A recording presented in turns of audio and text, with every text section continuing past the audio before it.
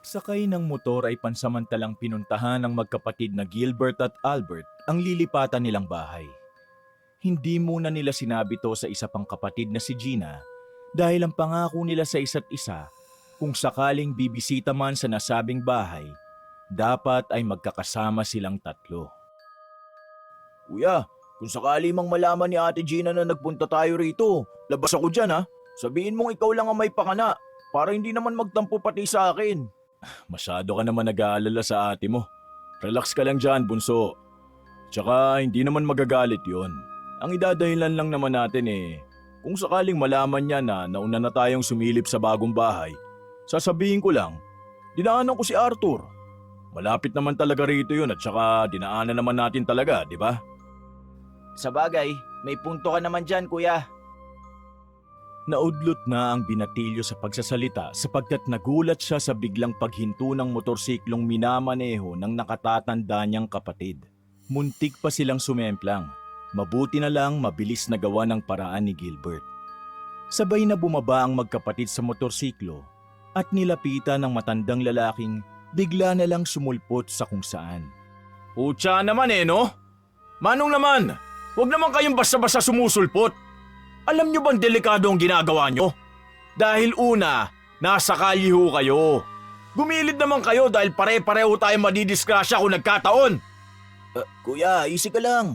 Matanda ang kausap mo. Easy lang ako, tol.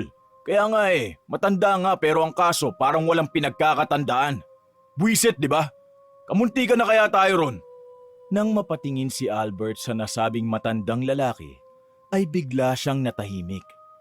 Kitang-kita niya kasi ang panlilisik na mga mata nito na para silang kakainin ng buhay. Napansin din pala yun ni Gilbert, kaya hinubad nito bigla ang suot na jacket para i-flex ang katawan niyang may namumutok na mga muscles. Ang sama mo makatingin, Manong Parang ikaw pa ang galit. Ano, gusto mo ng away? Kuya, tama na yan. Ano ka ba naman? Nakakaloko kasi to Siya pa ang may ganang tumitig na masama. Siya na nga tong nanggago na biglang susulpot sa kung saan na parang kabuti. Kaya minsan ang hirap din talagang gumalang sa mga matatanda Lalo na kung mga tumatandang paurong. Bago pa halos matapos ng matipunong lalaki ang kanyang sinasabi, ay muli sa isang gilid kung saan nanggaling ang matandang lalaki, ay may matandang babae pang biglang sumulpot. May hawak tong mga talbos ng kamote at ilan pang mga gulay-gulay na halatang pinitas lang sa kung saan. Pagpasensyahan niyo na ang asawa ko. Medyo ulyanin na kasi. Ako nang humihingi ng tawad, mga apo. Pagkayukod ng matandang babaeng nangungulubot na ang muka, ay doon lang natauhan bigla si Gilbert. Kaya to biglang huminahon. Tinapik naman siya ng bunsong kapatid bilang senyas na kailangan na nilang umalis. Manang, pasensya na rin kung napagtaasan si tatang ng boses ng kuya ko Bantayan nyo na lang hunang mabuti ang asawa nyo. Kasi kung sa iba mangyari baka hindi lang sigaw ang abuti niya. Teka na tol. Pagsakay ng magkapatid sa motorsiklo, ay kitang-kita ni Albert na sinundan lang sila ng tingin ng mag-asawa bago marahang naglakad palayo. Dahil doon ay nakahinga sila pareho ng maluwag at nagtuloy-tuloy na sa kanilang pupuntahan. At makalipas lang ang ilang minuto, ay narating na nga nila ang bagong bahay na kanilang lilipatan. Hindi muna pumasok ang dalawa dahil hindi rin naman nila dala ang susi. Ipinagkatiwala kasi nila to sa nag-iisang babae sa kanilang tatlo. Walang iba kundi kay Gina. Buti na lang maganda ang lote na nakuha natin. Dahil kung hindi, baka hanggang ngayon mainit pa rin ang ulo ko dahil sa matandang pasaway na yun. Tapos kumakatitig pa siya no? Kuya naman, matanda na yun. Isipin mo paano kung si lolo at lola ang kausap natin. Nako, hindi ganun kaulaga ang mga lolo at lola natin kaya malabong sila yun. Teka, may iba tayo. Goods na goods tong bahay, no? Sayang at wala sa atin ang susi. Oo nga kuya okay na okay. Mahusay naman talaga si ate na pumili. Ang problema lang natin kung paano makikisama sa mga bagong kapitbahay. Nako, hindi mo kailangan intindihin ng mga kapitbahay natin. Wala naman silang ambag sa buhay natin eh. At saka, natanong ko na rin naman kay Arthur ang tungkol sa lugar na to. Ang sabi niya ayos naman daw ang mga nakatira rito. Tahimik daw at walang gulo. Marami nga lang nag-aalisan. Walang gulo pero maraming nag-aalisan? Parang ang conflict naman nun. Aba hindi ko rin alam. Malalaman natin yan kapag nakalipat na tayo rito. Kaya madaliin na natin ang pagliligpit ng mga gamit para naman mapaaga na rin ang lipat natin. Sa totoo lang gusto ko na rin ng bagong ambience, alam mo naman. Nang magkatinginan ay sabay pa silang napakibit ng balikat bago magkaayaan ng umalis. Dahil tapos naman na nilang masilip saglit ang bagong lilipatan. Gabi na nang makauwi sila ng bahay kung saan naabutan nila si Gina na patuloy sa pag-aayos ng mga gamit nila. Saan naman kayo nagpunta? Kanina pa ako rito sa pagliligpit ng mga gamit. Gala kayo ng gala imbis na tumulong muna kayo. May emergency lang kina Arthur. Nagpatulong lang sa pag-ayos ng sasakyan niya. Oo nga ate. Dadaan nga sana kami sa bago nating bahay. Ang kaso, ginabi na kami. Masyado kayong excited, makikita nyo rin naman yun. O siya, magsikain na muna kayo tapos tumulong kayo rito. Ganun na nga ang ginawa ng dalawang lalaki. Pagkatapos nilang kumain, ay nagtulong-tulong na nga ulit ang tatlo sa pag-aayos ng kanilang mga gamit. Pagsapit ng 10:00 ng hating gabi, ay nagkayayaan na rin silang matulog. Pero eksakto namang 12 midnight ay nagising silang lahat matapos mabulahaw ang kanilang bubungan. Mayroon kasing kumalabog doon at nang tignan ni Gilbert at Albert ay nagulat sila sa nakita. Hindi nila mapaniwalaan na isang kuting na kulay itim ang gagawa ng ganong tunog. Yan ang gumawa ng malakas na kalabog sa bubong? Obvious naman na hindi yan pusa may gawa. May bumato dyan, nahulog na lang siguro yung ginamit na bato. Bumaba ka na nga at nag-aaksaya na lang tayo ng oras. Mabuti na lang talaga at aalis na tayo rito. Naunang bumalik sa loob ng bahay ang panganay na lalaki, kaya naiwan dun si Albert na iginagala ang tingin. Kalaunan ay napatingin siya sa kuting na itim matapos tong magmiyaw. Nang magtama ang kanilang mga mata, sa hindi malamang kadahilanan, ay bigla na lang siyang nangilabot. Mabilis na gumapang ang kilabot na yon sa buo niyang pagkatao, kaya sinaway niya kaagad ang kuting na tumalon palayo. Medyo nawala rin tuloy ang antok niya dahil sa nangyari. Ang gara naman ng pusang yon. O ano, Albert? May nakita ka ba, ha? Wala ate. Kuting na kulay itim lang. As in kuting. Sobrang liit. Pareho lang kayo ng sinabi ni Kuya. Akala ko tuloy naglolo ko lang siya Sana nga ate. Hayaan na nga lang natin yon at matulog na lang. Mabuti pa nga. Pagbalik ng binata sa kanyang kwarto, ay nakita pa niya sa bintana ang sinasabing kuting na kulay itim. Nakatingin na naman to sa kanya, kaya nangilabot na naman siya ng gusto. Tumindig na rin kasi to na tulad ng sa tao, habang ang mga mata ay nanlilisik na nakatitig sa kanya. Shoo! Shoo! Alis na dyan, kuting! Pasalamat ka, mabait ka. Dahil kung hindi, sinaktan ko na kayo. Sa gulat ni Albert ay napaatras siya at napasigaw ng malakas. Hindi niya kasi sukat akalain na magsasalita ang itim na kuting. At sa sobrang pagkataranta ay na-out of balance siya dahil hindi nakita ang mga gamit na nakasalansa na para sa paglilipat nila. Napapikit siya at napadilat din kaagad nang maramdaman na mayroong mahigpit na kumapit sa kanyang binti. Ay butang ina! Anong nangyari sa'yo? Huy! Grabe kung makapag-react ka. Ginigising ka lang para kang nakakita ng multo. Ha? Gina, Albert, magsibangon na kayo dyan. Anong oras na? Parating na magsasalansa ng mga gamit natin. Nalilitong iginala ni Albert ang tingin sa paligid at nang mapasadahan ng mga mata niya ang bintana kung saan nakita ang kuting na itim kagabi, doon niya lang napagtanto na umaga na pala. Kaya napakunot siya ng noo na punong-puno ng pagtataka. Paano nangyari yun? Parang halos kakapikit ko pa lang ah. Bilisan mo na dyan, Albert. Mag-almusal na tayo. Nandiyan na ate. Hindi na lang niya masyadong pinagtuunan ng pansin ng mga nangyari.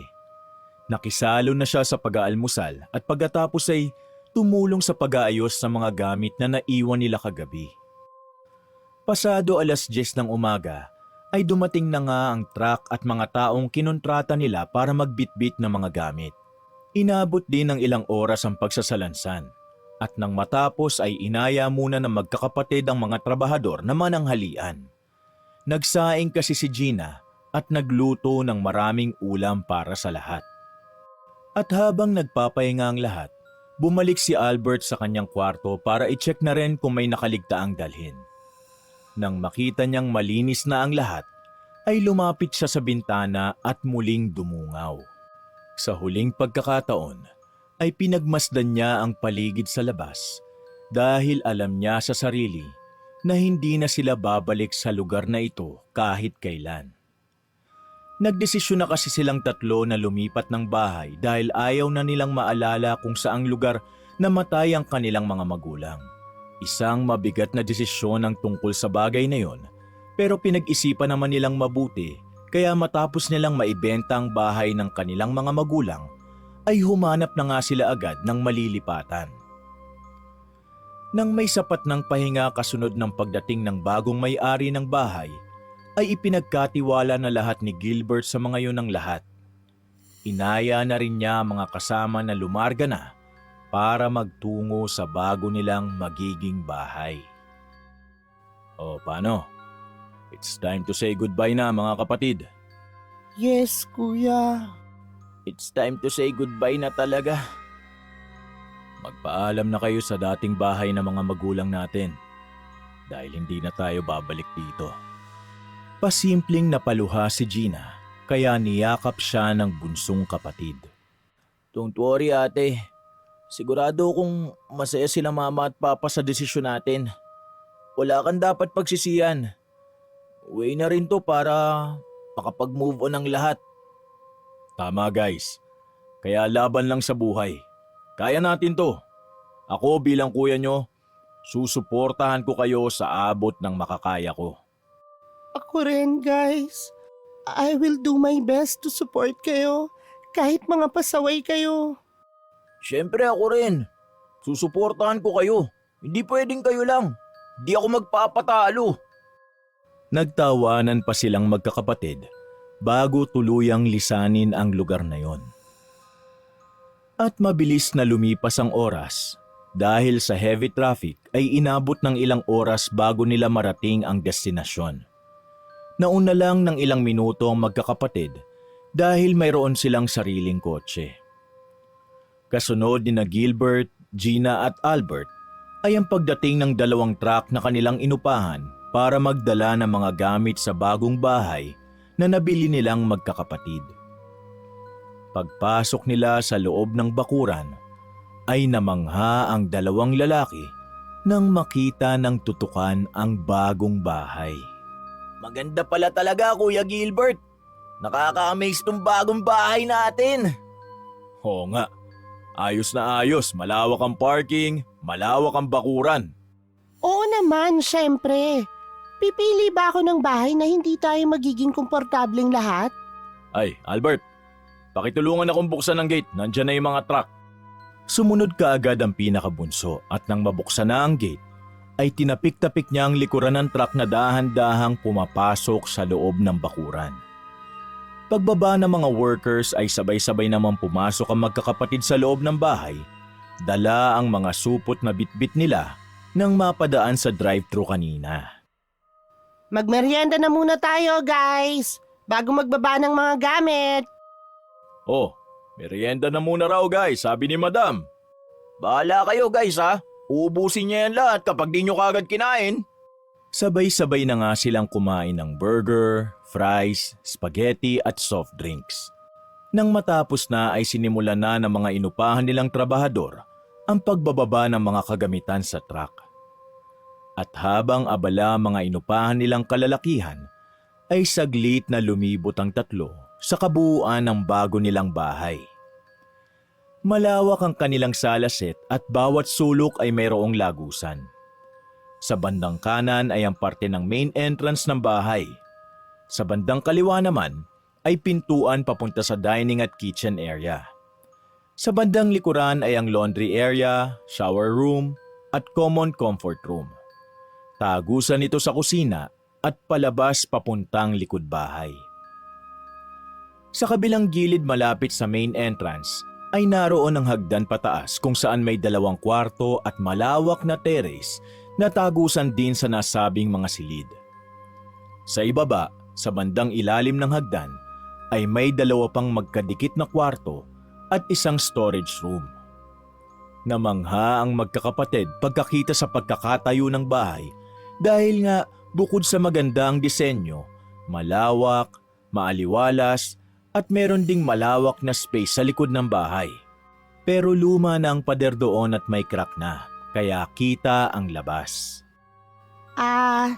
Ito palang sasabihin ko sa inyo na medyo flaws nitong bahay, itong likuran. Bukod sa matitibag na ang bakod, medyo gubat-gubat na sa labas at matatayog ang puno. Hindi naman problema yan. Kapag nakuha ko na yung loan ko this month, ipapaayos natin yan. Oo nga ate, okay lang naman yan eh. Teka, may kubo ba sa banda ron? Parang medyo mapuno o magubat na ron ah. Sabay-sabay silang napatingin at nagulat, lalo na si Gina, sapagkat ngayon niya lang din nakita ang nasabing kubo. Parang ngayon ko nga lang din napansin ang kubo na yan. Ay, oo, naalala ko na. Hindi ko lang napagtuunan ng pansin. Sabi ng dating owner nitong bahay, may kapitbahay nga raw pala sila. Siguro yan nga ang bahay na yon dahil wala naman tayong mga katabing bahay eh. So malamang may tao nga dyan sa kubo. Hayaan mo sila, as long na hindi sila manggugulo sa atin. Tama. Uy, ano bang puno yung nasa bandang gilid? Ang sabi sa akin ni Mrs. Gigi, Nara tree daw yan eh. Nara tree? Yung national tree natin? O pwede nating tayuan yan ng treehouse oh. What do you think guys? Kung may budget ka, why not? Agree ako kay Kuya Gil. Pero kapag ako nagka-budget, gusto ko rin sanang magtanim rito ng eucalyptus tree para maging mabangong paligid. Masarap ang amoy ng puno na yun eh. Kaso parang mahal yata. Good idea. Basta ang usapan, kung may budget kayo at may gusto kayong gawin sa bahay na ikagaganda, hindi ko naman tututulan. Katulad niyang bakod. Possible next month, maipagawa ko na. Okay, sa treehouse ako sa Nara. Sa eucalyptus tree naman ako. Napakibit lang ng balikat ang panganay sa magkakapatid habang patuloy na iginagala ang tingin. Sa tingin mo, Gina, bukod sa treehouse at eucalyptus, ano pang magandang ilagay natin dito sa likod bahay? Kung ako kasi ang tatanungin, parang gusto ko kasi sana na maglagay ng mga couch dito tapos magpapagawa ako ng gazebo dyan sa pinaka-center para may tambayan tayo. Para kapag bumisita na rin si Mitch, meron kaming hangout place. Pati na rin ang mga bisita nyo, syempre. Wow, I like the idea ah. Kung may malaki nga lang tayong pera, magandang magpagawa ng swimming pool kahit maliit lang. Diba guys? Para sa akin lang ha. Di advisable kasi sa dami ng puno rito sa likod ng bahay, plus magdadagdag ka pa ng mga eucalyptus, magiging makalat ang swimming pool. And besides, wala naman tayong malaking pera. Gazebo na tambayan, treehouse ang medyo makatotohanan. Isama na rin natin yung paborito mong puno, efficacent tree. Eucalyptus, hindi efficacent. Dahil doon ay nagtawanan silang tatlo habang nangangarap sa mga ipagagawa nila sa bagong bahay. Kuya, hindi mo ba isasabay ang treehouse sa pagpapagawa ng bakod dito sa likuran? Oh, ay bakit ko naman isasabay? Ikaw may trip nun kaya ikaw mag-provide. Kakasabi ko lang kanina para ka namang others. Natigilan na ang tatlo sa pagkukwentuhan dahil mula sa labas ng kanilang bakuran ay nakita nilang nagliwanag ang loob ng kubo, senyales na meron ng tao sa loob. Oh, nagbukas na yung ilaw ng kapitbahay natin guys. Na-curious tuloy ako kung ilan ang mga kapitbahay natin dyan eh. Alam mo, Gina, huwag kang makyuryo sa mga taong ganyan. Kadalasan yan yung mga taong kalye na nagtayo lang na mababahayan sa kung saan-saan. Mamaya mga kawatan pala yan, di natin alam. Dapat mamaya yung sirang pader, harangan natin pansamantala. Dahil baka mamaya pasukin na lang tayo ng mga nandyan. Medyo overacting ka ron, kuya. Hindi yun ka-OA yan, Albert. Mas maigi nang alerto ka. Remember na bagong salta lang tayo rito at hindi natin alam kung sino ang mga kapitbahay na mapagkakatiwalaan o kung meron bang mapagkakatiwalaan. Sa bagay, may point. Napatingin ulit sila sa kubo dahil may 2 tao na lumabas mula roon pero hindi nila masyadong namukaan dahil medyo nagdidilim na ang paligid. Oh, tara na nga muna sa loob. Mamaya tapos na ang mga nag-aahakot eh. Sige, sige. Susunod na lang ako mga kapatid. Nagmumuni-muni ako rito sa bago nating bahay eh. Nanamnamin ko ang unang paglubog ng araw natin dito. Daming alam nito oh. Bilisan mong sumunod sa loob para makatulong ka sa pag-aayos ng gamit ha. Nagtawanan na naman silang 3 bago magkasunod na pumasok ang mga kapatid ni Albert sa loob ng bahay. Siya naman, katulad ng sinabi kanina, ay ninamnam nga ang unang gabi nila sa nasabing bahay. Masaya ang puso niya dahil mas magandang bahay ang kanilang nalipatan pero malungkot pa rin sapagkat ang tanging pamana at alaalang bahay at lupa ng mga magulang nila ay wala na. Ay, wala talagang perpektong buhay. Iniisip lang natin na perfect pero lahat ng bagay laging may flaws. Habang iginagala niya ang tingin sa paligid, ay muli siyang napasulyap sa kubo hanggang sa humangin ng malumanay.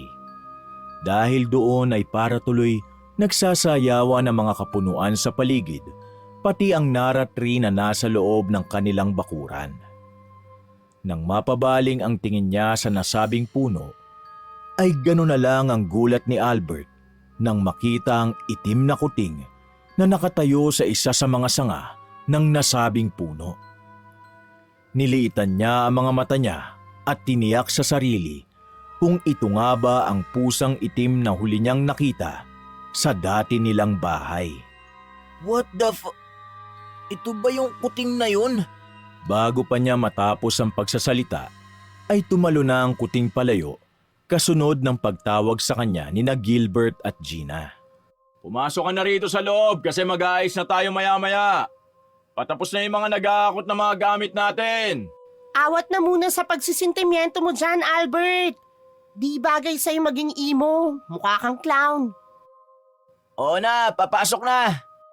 Nang muli siyang mapalingon sa Nara tree, ay wala na roon ang pusang itim. Kaya napailing na lang siya at kaagad na pumasok sa loob ng bahay para tumulong sa mga kapatid.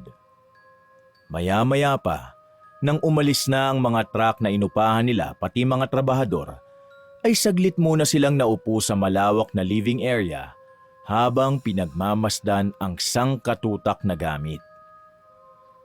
Pasado 6:30 na rin ng gabi, kaya nagsuggest muna ang babae ng gagawin nila bago mag-ayos.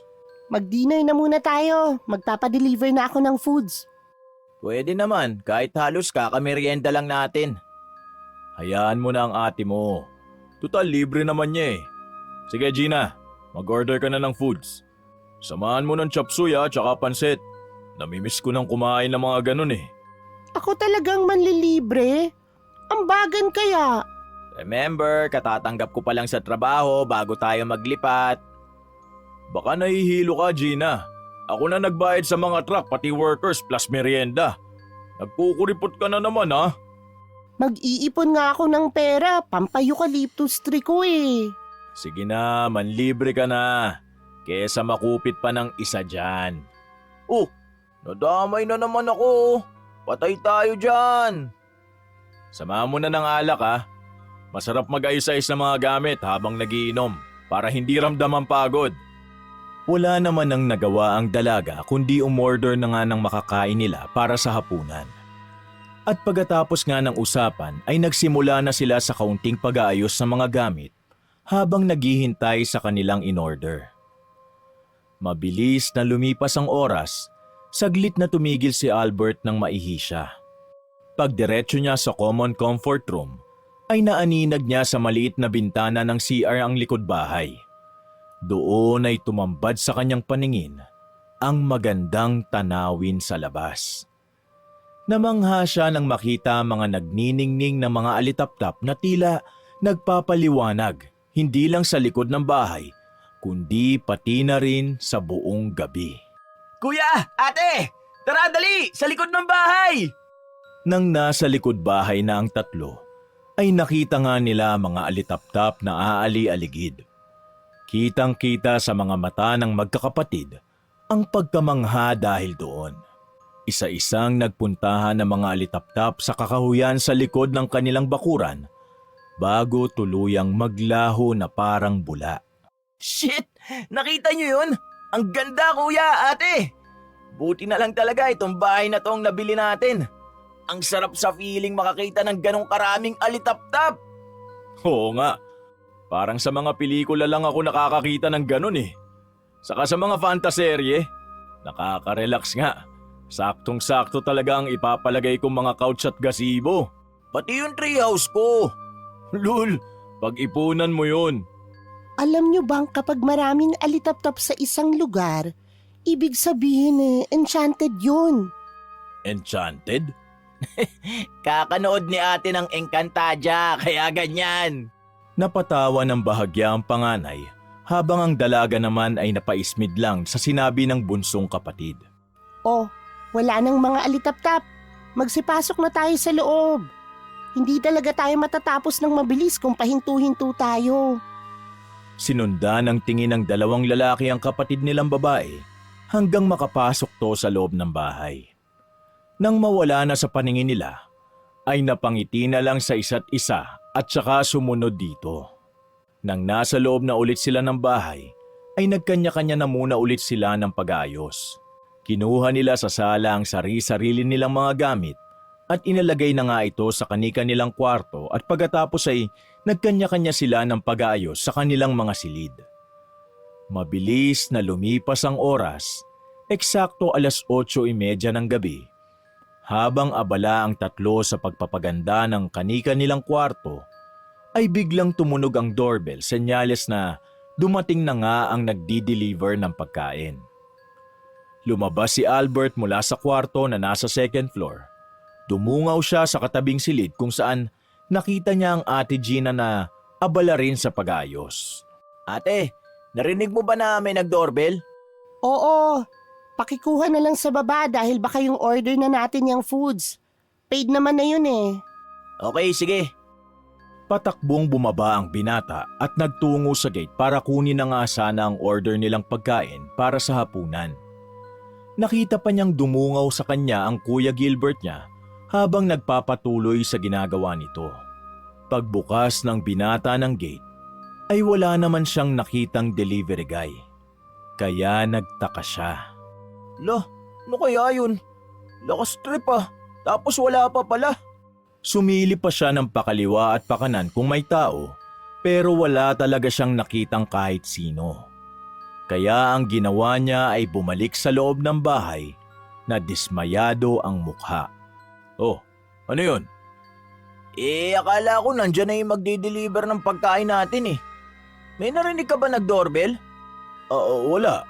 Ayos ba ang doorbell? Ayos daw sabi ni ate eh. Kapag may nag-doorbell kuya, ikaw nang kumuha ng pagkain ha. Mas malapit ka naman eh. Okay, sige. Pagbalik ng binata sa ikalawang palapag, ay sinalubong siya ng dalagang nagugutom na rin. Oh, nasa na yung foods? Wala pa nga eh. Sabi ni kuya wala naman daw siyang narinig na nag-doorbell eh. Hindi pa niya halos natatapos ang sinasabi, ay narinig na naman nila ang tunog.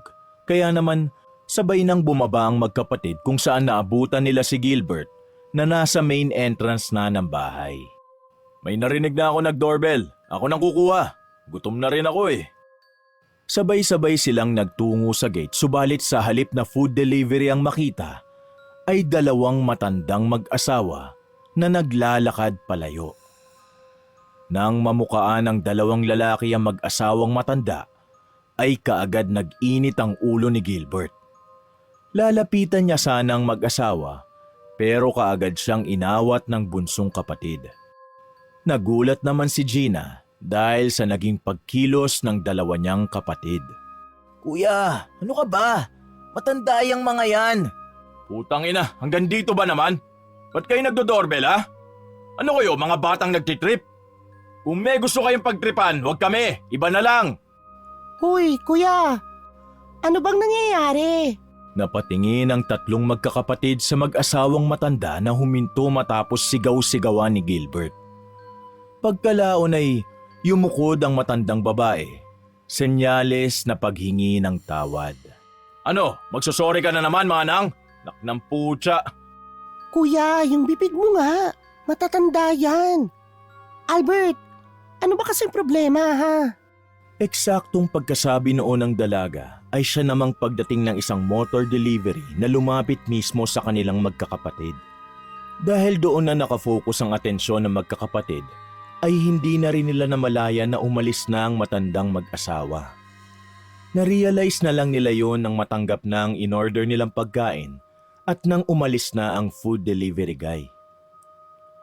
Nang nasa loob na sila ng bahay, sa mismong sala kung saan naroon pa rin ang dining table, ay padabog na inilapag ni Gina ang pagkain, saka tinignan ng masama ang dalawa.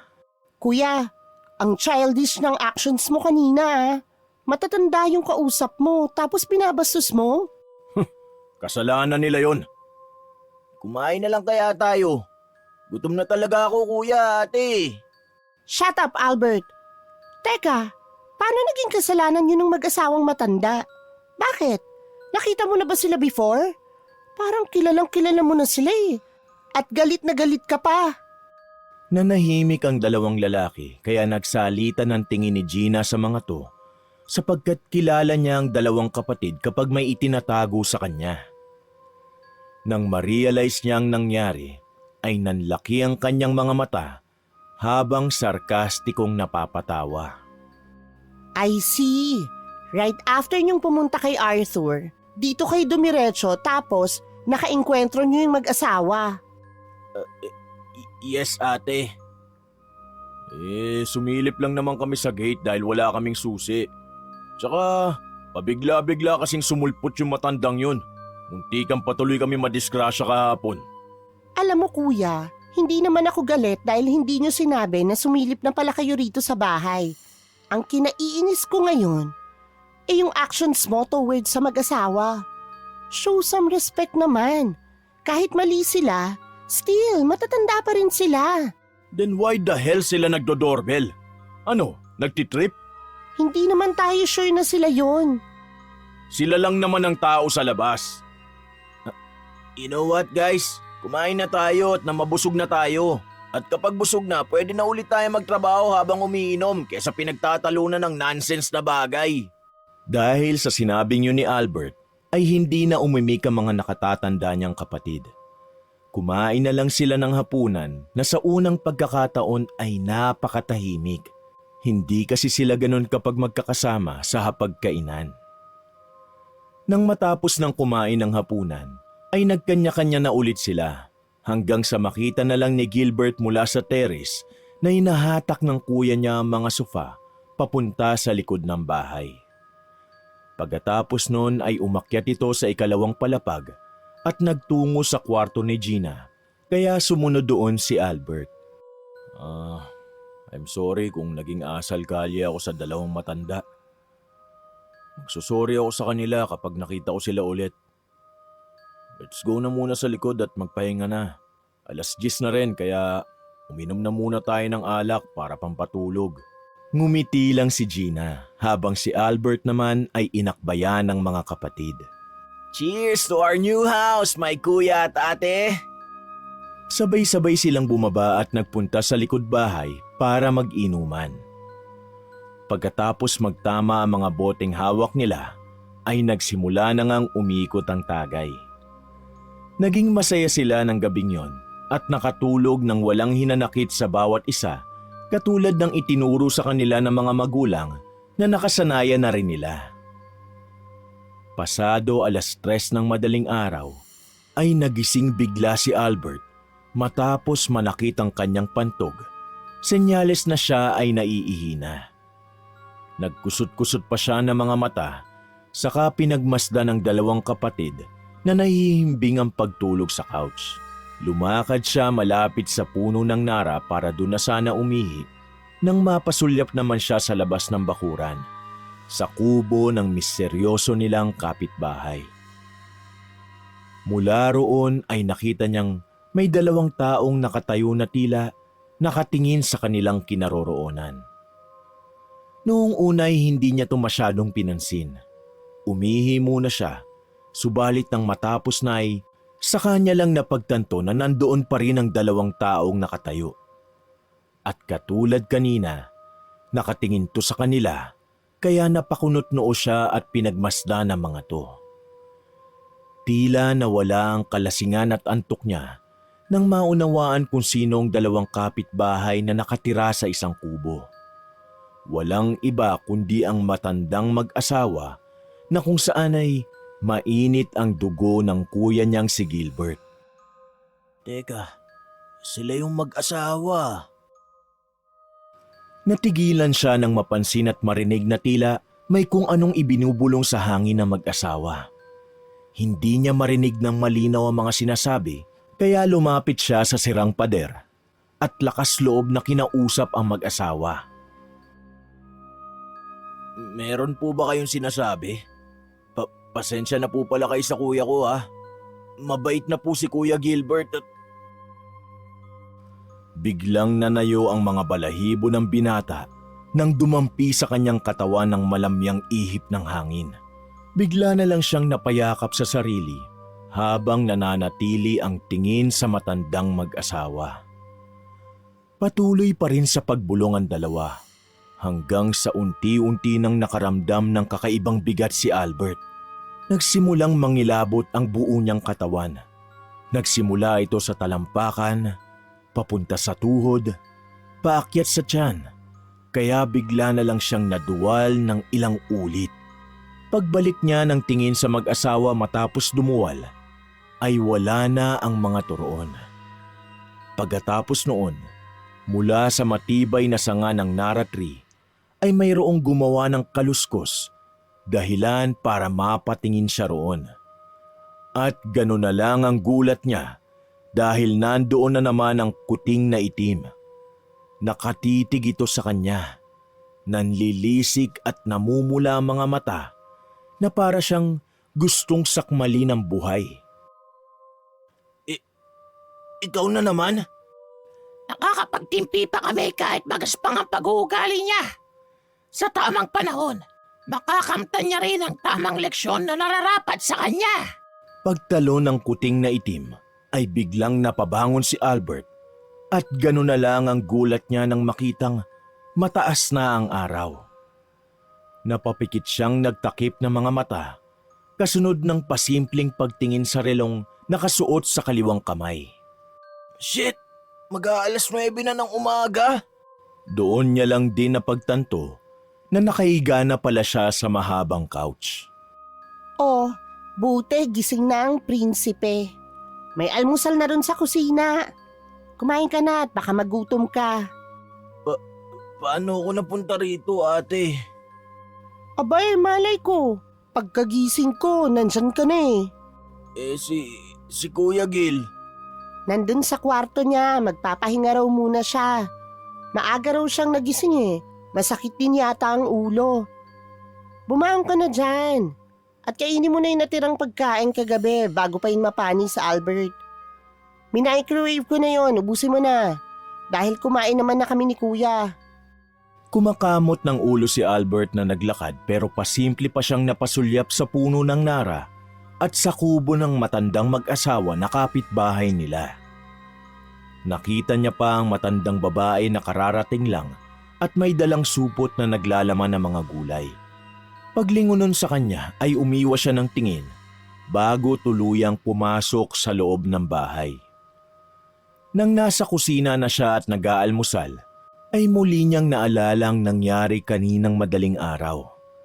Kaya saglit siyang natigilan sa pagsubo ng pagkain. Nakita ko na naman yung kuting na itim. Panaginip lang ba yun o totoo? Langya, paano ako napunta sa couch? Ang alam ko talaga, umiihi ako tapos nakita ko yung matandang mag-asawa na kapitbahay pala namin. Natigilan siya sa pagsasalita ng maalalang nakita kaninang madaling araw.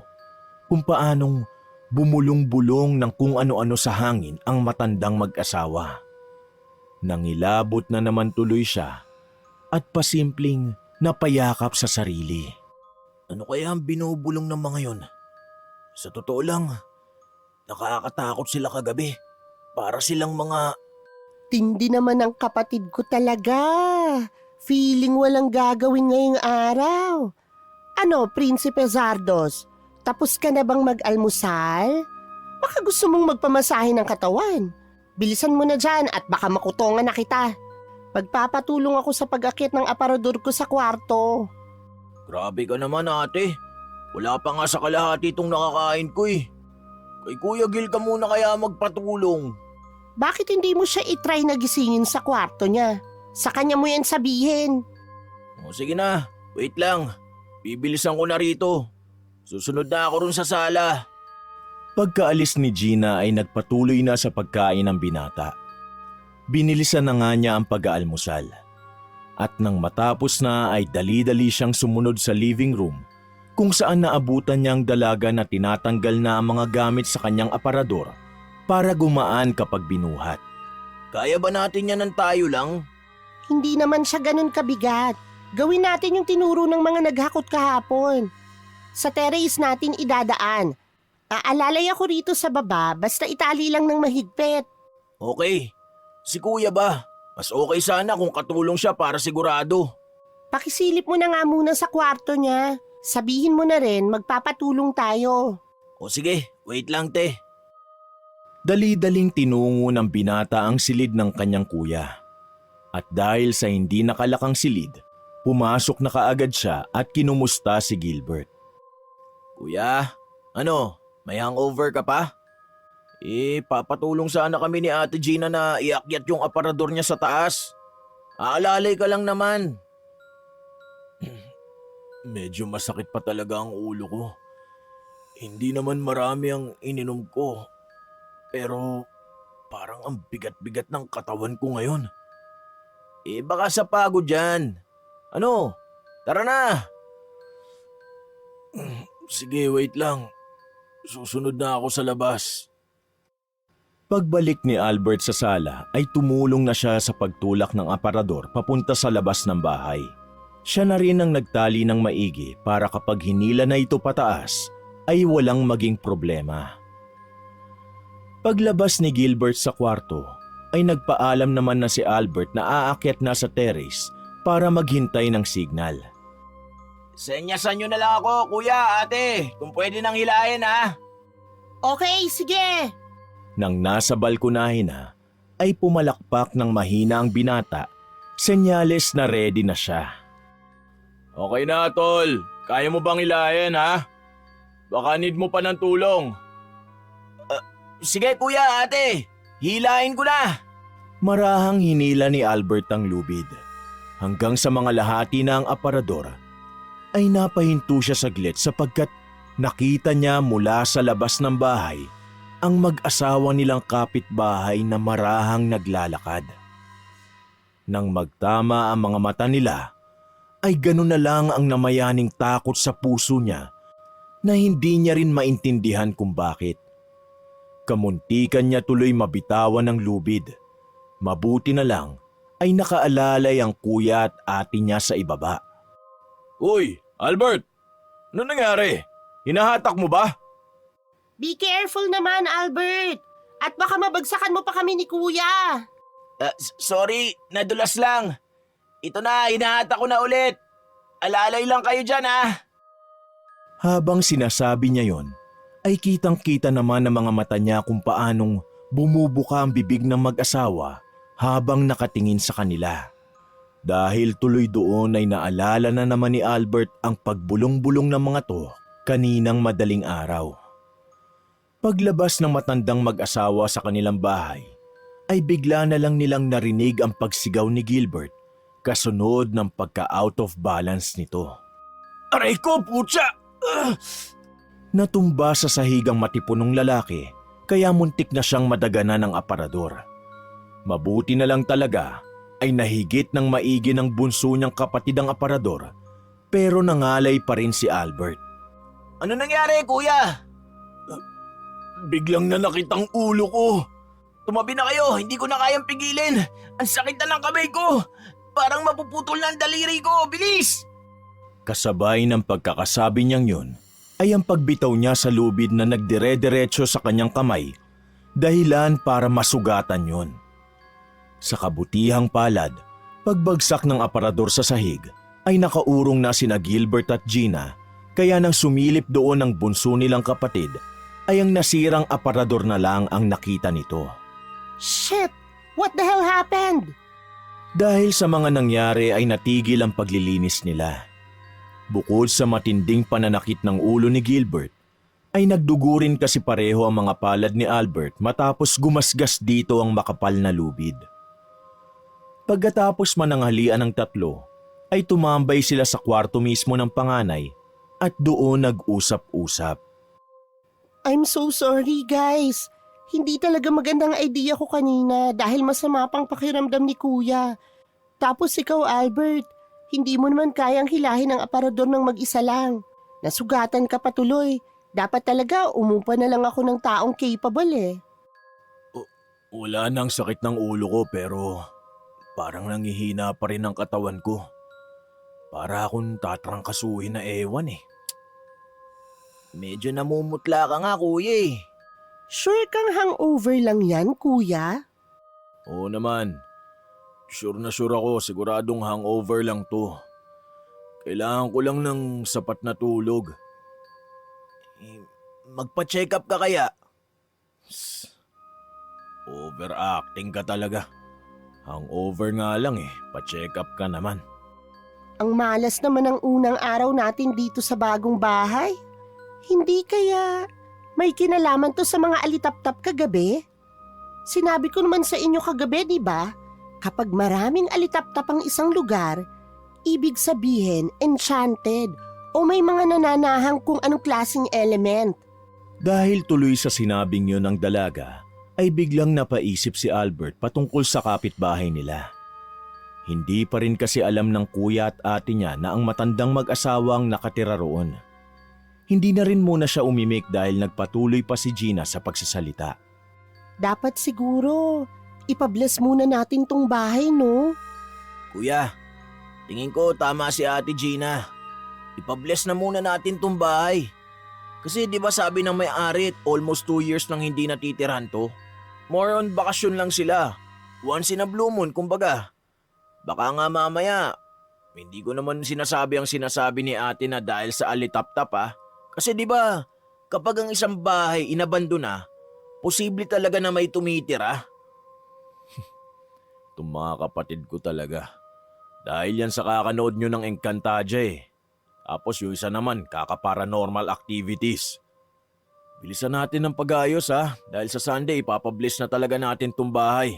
Kailangan bago ipabless, maayos ang bahay dahil cleanliness is next to godliness. Wala ring saysay kung magpapabless tayo ng bahay na makalat dahil baka sa halip na pumasok ang grasya, lumayas lang. Napaangat na lang ng kilay sina Gina at Albert habang ang kuya nila ay dumapa na at tumalikod sa kanila. Eh anong gagawin natin kuya? Kung pareho kayong hindi makakilos ngayon ni Albert. Oo nga naman. Magpahinga na muna tayo pare-pareho. At wala munang magsashot hanggang hindi natatapos ang paglilinis. Ikaw nga may pakana ng alak kagabi. Tama! Bukas kapag okay na ang pakiramdam ko, ako na ang bahala sa buong first floor sa pag-aayos. Uupan na rin tayo ng kahit 2 tao na tutulong sa pag-akyat ng mga gamit sa taas para hindi na maulit yung nangyari kanina. Sige kuya, take a rest. Doon na muna rin ako sa kwarto at iisipin ko ang magandang style. Me too. Kung may kailangan kayo, call me sa kwarto ha. Mag-aayos-ayos na lang din muna ako ng mga kaya ko lang buhatin para hindi rin sayang ang oras. Matapos magtungo sa kanya-kanyang silid, ay nahiga muna si Albert habang marahan na binubukas-sara ang mga kamay niya. Nakabenda na ang sugat, nalapatan na ng first aid at nakainom na rin siya ng gamot. Pero medyo ramdam niya pa rin ang hapdi. Di ka kasi nag-iingat, Albert eh. Ba't mo pa kasi tinignan yung matanda mag-asawa? Biglang nanumbalik sa isip niya ang mga nangyaring pagbulong-bulong ng matandang mag-asawa, dahilan para mangilabot na naman siya. Erase. Huwag mo nang isipin yung nakakatakot na mag-asawang yun. Mag-focus ka na lang sa magandang bagay. Idinivert na nga lang niya ang isip sa mga positibong bagay-bagay hanggang sa makatulugan niya na rin yon. Kaya lang, sa kalaliman ng kanyang pagtulog, ay nagising siya matapos maramdaman na mayroong dumidila sa magkabila niyang palad. Pagmulat ng mga mata, ay nakita niya ang dalawang kuting na itim na siyang may gawa ng mga pagdila-dila. Dahil doon ay napabalikwas siya ng bangon at napaatras hanggang sa makorner siya sa pinakadulo ng kama. Nagkusot siya ng mga mata sa pagbabakasakaling namamalikmata lang, pero hindi nawala ang dalawang kuting. Tumingin din siya sa relo sa kaliwang kamay at nakatutok yon sa 3:30 ng hapon, pero hindi umiikot ang seconds. Hindi dapat matakot ang mababait na tao dahil alam nilang wala naman silang ginagawang masama. Pasensya na kung pati ikaw ay nadamay sa pagbibigay ng leksyon.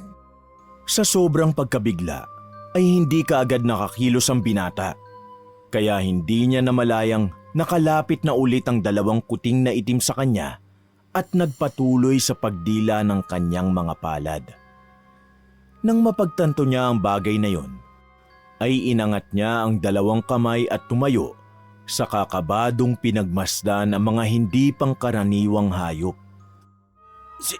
Sino ba kayo? Anong klaseng nilalang kayo? Bakit ayaw niyo akong lubayan?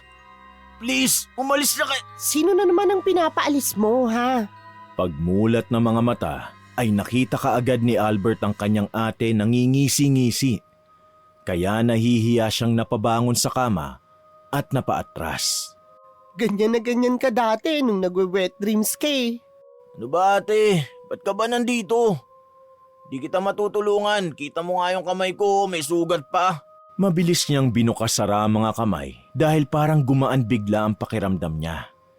Hindi na rin kasi ito kumikirot kumpara kanina. Nawala na yung sakit? Malamang umepekto na ang gamot. Samahan mo ako sa supermarket saglit.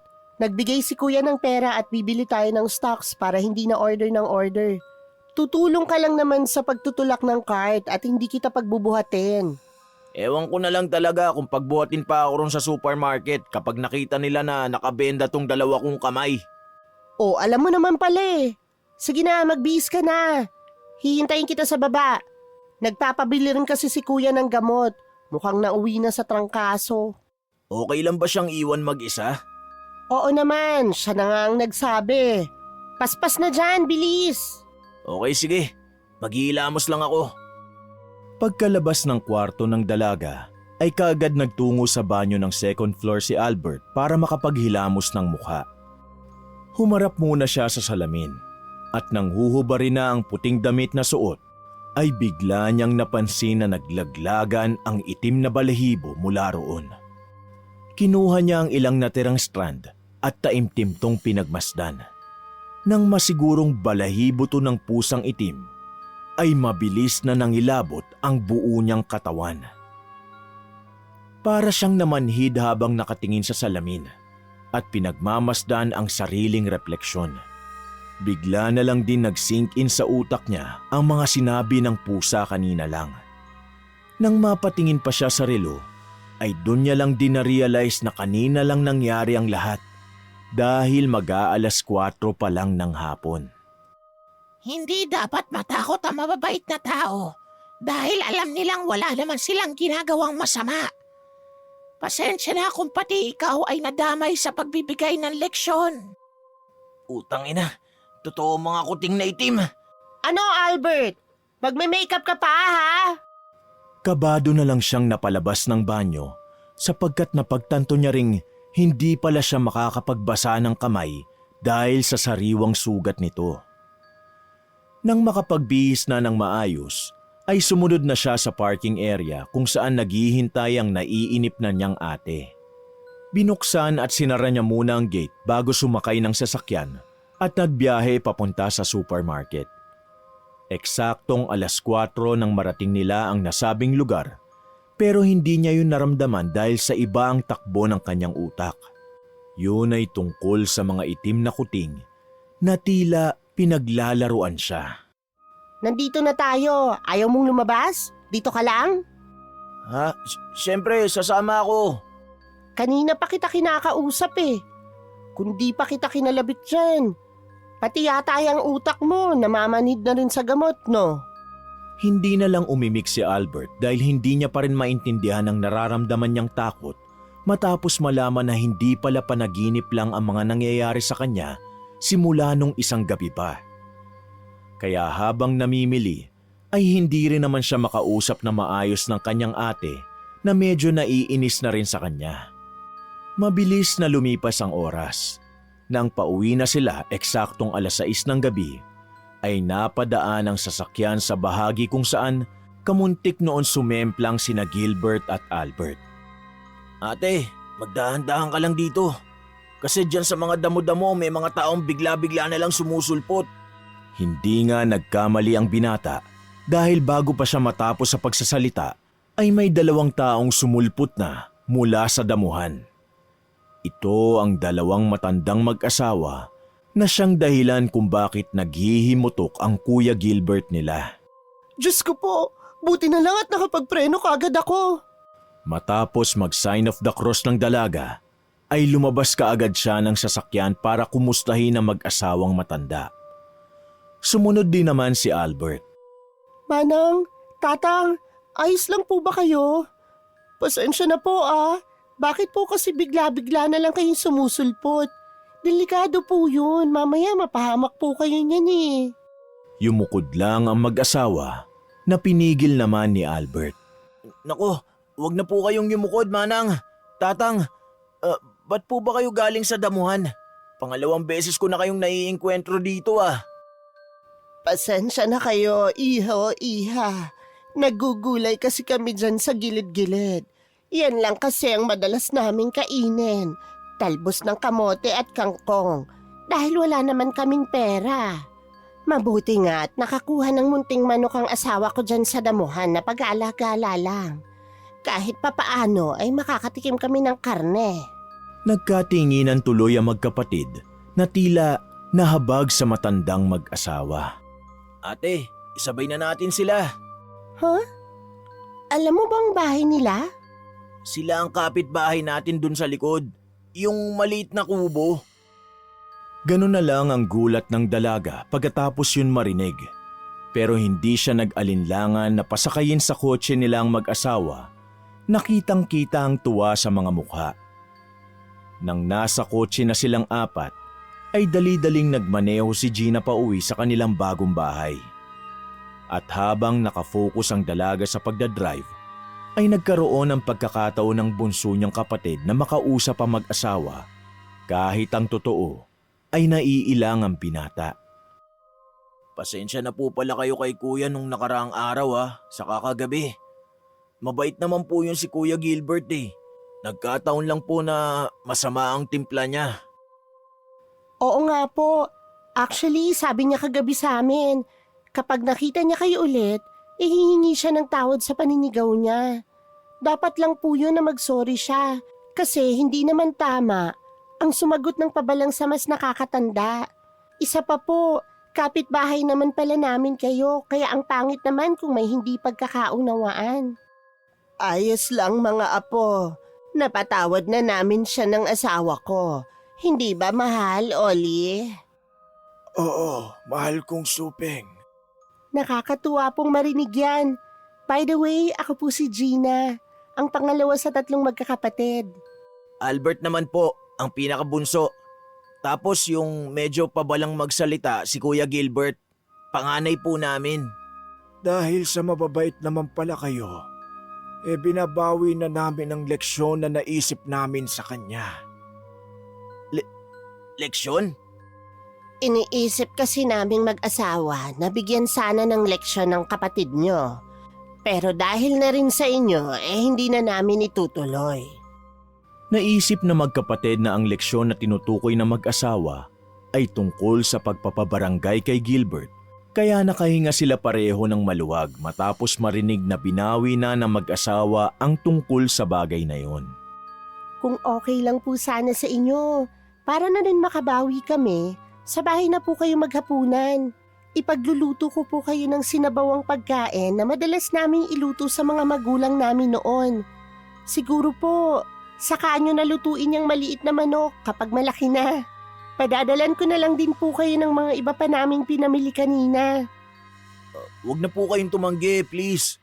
Para na rin makausap kayo ng personal ni Kuya. Kaya nga lang po medyo masama ang pakiramdam niya ngayon. Huwag kayong mag-alala. Pagdating natin sa inyo magiging mabuti na ang lagay ng Kuya Gilbert nyo. At makakapagtrabaho na siya ulit bukas. Tama ang sinabi ng asawa ko, kaya wala kayong dapat intindihin sa kalagayan ng inyong kuya. Napakibit balikat na lang si Albert kahit ang totoo ay nawiwirduhan siya sa mga sinasabi na mag-asawa. Si Gina naman ay nag-focus na sa pagmamaneho hanggang sa marating nila ang tapat ng kanilang bahay. Nang pababa na si Albert para buksan ang gate, ay hinawakan siya sa kamay ng matandang babae at ngumiti. Dahil sa mga ngiting yon, ay nakaramdam ng kakaibang enerhiya ang binata na hindi niya alam kung nakakatakot ba o nakaka-relax. Bakit ba nakabenda ang mga kamay mo? Wala ka namang sugat. Nginitian na lang ni Albert ang matandang babae bago buksan ang gate. Pagpasok nilang apat sa loob ng bakuran at pagbaba ng sasakyan, ay tila nag-iba rin ang ekspresyon sa mukha ng mag-asawang matanda. Ang kaninang masasayahin nilang mukha ay naging seryoso at napansin niyo ng magkapatid. Ayos lang po ba kayo, Manang Suping, Tatang Oli? Mauuna na po kami sa loob para matawag ko si Kuya. Magpapatulong sana kasi akong buhati ng mga pinamili dahil hindi naman kaya lahat ni Albert dahil sa sugat niya. Sabi nga ng asawa ko kanina, wala namang sugat itong si Albert. Pero may mas mabigat na problema kaysa dyan. Ang Kuya Gilbert nyo. Nagkatinginan na magkapatid bago bumaling ulit sa mag-asawang matanda. Ano pong ibig niyong sabihin? Kaya nga po, Pumasok na muna tayo sa loob. Madali kayo sa kwarto ng kuya niyo. Wala na nga silang inaksayang oras. Magkakasunod nilang tinungo ang silid ni Gilbert. Pero wala na silang naabutan doon, kundi napakaraming maiingay na kuliglig. Kuya! Kuya, nasaan ka? Nilibot ng magkapatid ang buong bahay at bakuran, subalit wala naman silang nakita ni anino ng panganay nilang magkapatid. Nang makita sila sa sala ng mag-asawa na tila aligaga, ay hinawakan nila pareho ang magkapatid at kinausap ng maigi. Makinig kayong mabuti at huwag kayong mabibigla dahil kinuha ang kuya nyo ng mga lamang lupa sa bahay na to. Pinaglalaruan siya ngayon. Paano po? Ano pong sinasabi niyo? Albert, tanggalin mo ang benda sa kamay mo. Ngayon din, bilis! Nalilito man sa mga nangyayari, ay sinunod ng binata ang mga sinabi ng matandang babae. Nang tuluyang matanggal ang benda sa magkabila niyang kamay, ay gano'n na lang ang gulat ng magkapatid sapagkat wala nang bakas ng sugat sa kanyang palad. Ano ba naman to? Tang, paano to nangyari? Kami ni Oli ang dalawang puting na sumusubaybay sa inyo magmula nang magkaengkwentro tayo. Kung ganun, hindi po talaga panaginip yun. Kaya pala marami akong balahibo ng pusa kanina. Kayo ang dumila sa mga sugat ko para gumaling. Tama. Ang totoo niyan sinadya namin ang pangyayari na yon. Dahil kailangan naming malaman kung anong klaseng ugali na meron ang bagong maninirahan sa bahay na to ni Gigi. Anak namin si Gigi at kami ang nagpoprotekta sa mga bagong nakatira rito. Katulad ng sinasabi mo, Gina, mahiwaga ang lupain na to. Wala akong maintindihan. Bago pa matapos ni Gina ang sinasabi, ay nakarinig na sila ng mga kalabugan sa iba't ibang sulok ng bahay, dahilan para maalarma silang lahat. Wala na tayong oras, mahal. Mga apo, saka na namin ipaliliwanag ang lahat kapag nabawi na natin ang kuya nyo. Dahil kapag hindi natin siya nakuha ngayong magdamag, ay malabo na siyang masagip. Baka mapunta na siya sa pinakamalayong bahagi ng kabilang dimensyon. Kahit nalilito at tila walang maintindihan sa mga nagaganap ay nagtiwala na lang ang magkapatid dahil alam nilang wala silang magagawa, lalo na kung patungkol sa mga hindi pangkaraniwang bagay. Magtiwala kayo sa amin. Katulad ng sinabi namin kanina, magiging okay ang Kuya Gilbert niya. Pagkatapos sabihin nyo ng matandang babae, ay tumalim ang mga mata nito at nag-iba ang aura bagong muling magwika. Oli, kunin mo ang buhay na manok. Madali ka! Habang kinukuha ng matandang lalaki ang nasabing manok, ay nagsimulang bumulong ng mga kakaibang salita si Manang Suping. Nang marinig yun ng magkapatid, ay napayakap sila sa isa't isa habang nakatayo sa isang sulok at naghihintay ng kung ano pang mangyayari. Ate, yan yung mga salitang naririnig ko sa kanila. Natatakot ako. Sana maging ayos lang si kuya. Magiging ayos lang siya kung tatatagan niyo ang loob niyo. At manalangin din kayo dyan ng tahimik. Pagkatango ng magkapatid, ay nagpatuloy ang matandang babae sa pagbigkas ng kanyang ritual. Terra elementa, aqua elementa, air elementa, ignis elementa, et elementa quae me odiunt. Terra elementa, aqua elementa, air elementa, ignis elementa, et elementa quae me odiunt. Terra elementa, aqua elementa, air elementa, ignis elementa, et elementa quae me odiunt. Terra elementa, aqua elementa, air elementa, ignis elementa, et elementa quae me odiunt. Terra elementa, aqua elementa, air elementa, ignis elementa, et elementa quae me odiunt. Terra elementa, aqua elementa, air elementa, ignis elementa, et elementa quae me odiunt. Ganun na lang ang takot ng magkapatid nang biglang magpatay sindi ang ilaw. Pero katulad ng sinabi sa kanila ni Manang Suping, pilitin nilang maging matapang para sa kapakanan ng panganay nilang kapatid. Hawak kamay silang nananalangin ng tahimik habang nagmamasid-masid sa paligid. Oro hac nocte et auxilium tuum petuut perditum nobis revocet. Accipe sanguinem nostrum. Resentis pulis sanguinem. Oro hac nocte et auxilium tuum petuut perditum nobis revocet. Accipe sanguinem nostrum. Resentis pulis sanguinem. Oro hac nocte et auxilium tuum petuut perditum nobis revocet. Accipe sanguinem nostrum. Resentis pulis sanguinem. Oro hac nocte et auxilium tuum petuut perditum nobis revocet. Accipe sanguinem nostrum. Resentis pulis sanguinem. Oro hac nocte et auxilium tuum petuut perditum nobis revocet. Accipe sanguinem nostrum. Resentis pulis sanguinem. Napabaling silang lahat sa pagdating ni Tatang Oli, tanga ng buhay na manok na nagwawala na dahil sa hindi magandang presensya na pumapalibot sa kanila. Odi queso hac nocte oratione meam. O elementa terrae aquae aeris ignis sunt alia elementa quae odiunt.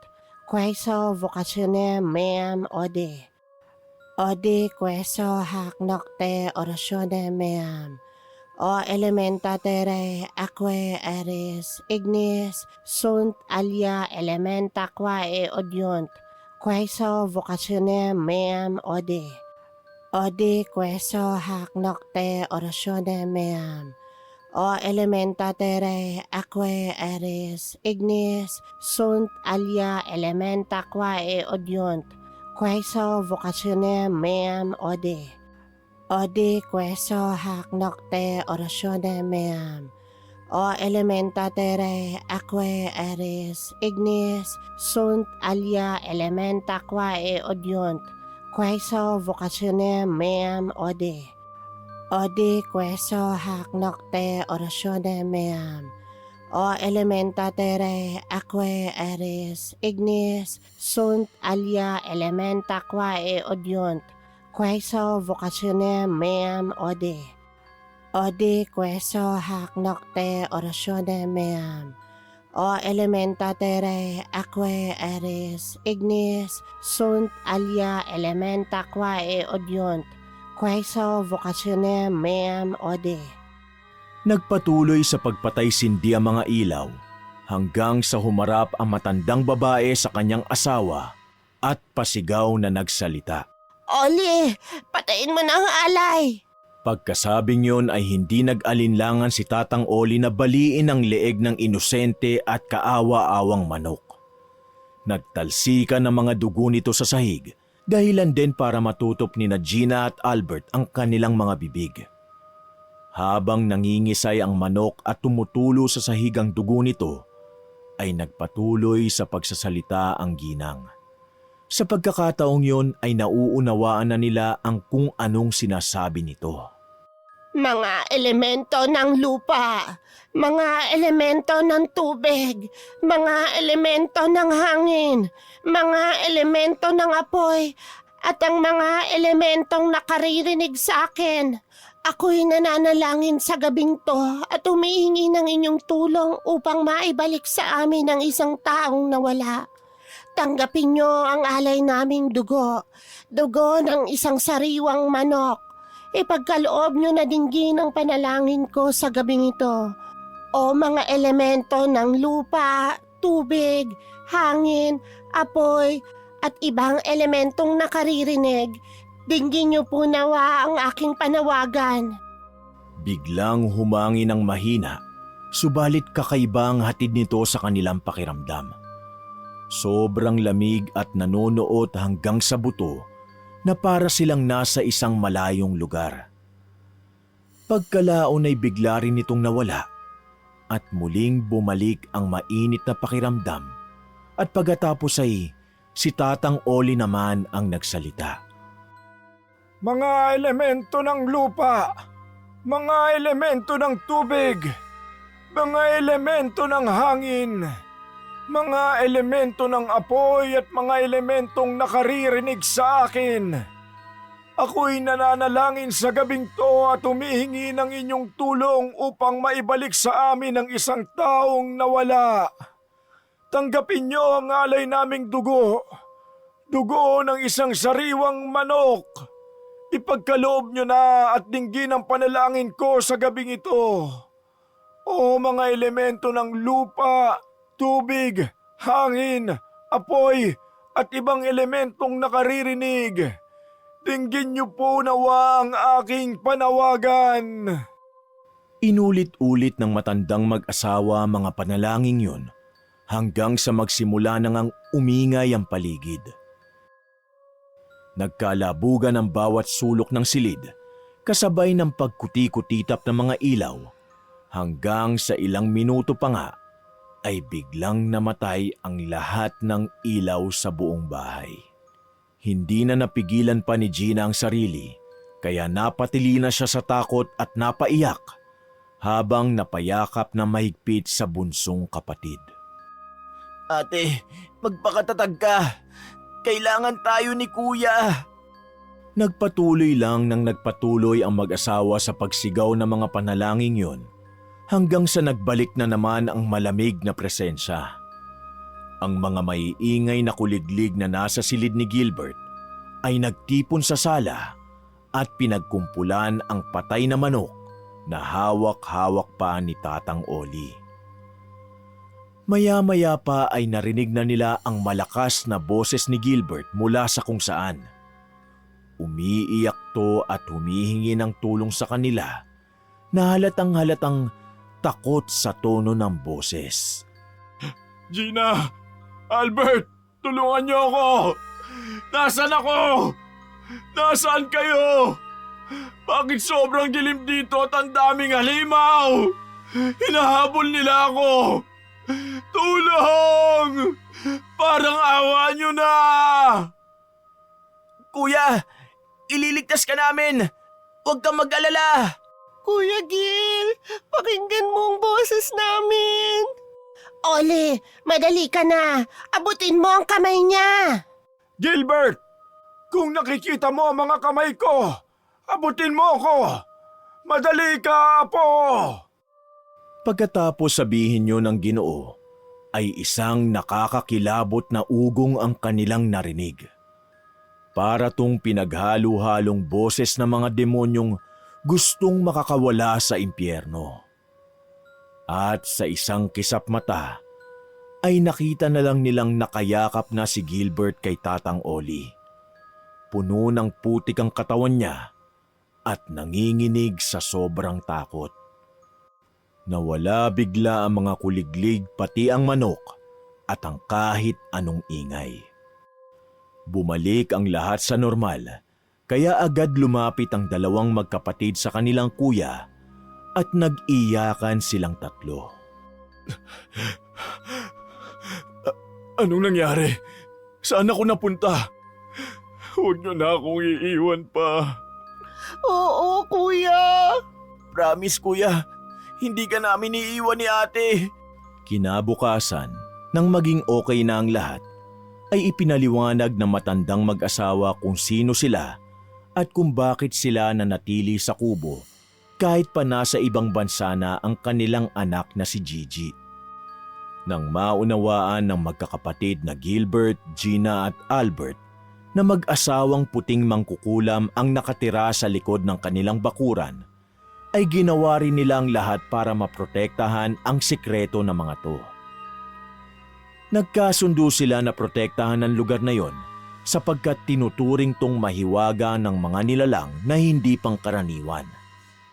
Wala nang gumambala pang masasamang elemento sa magkakapatid at nabuhay sila ng matiwasay hanggang sa dumating ang panahon na namayapa na rin ang mag-asawang sina Manang Suping at Tatang Oli.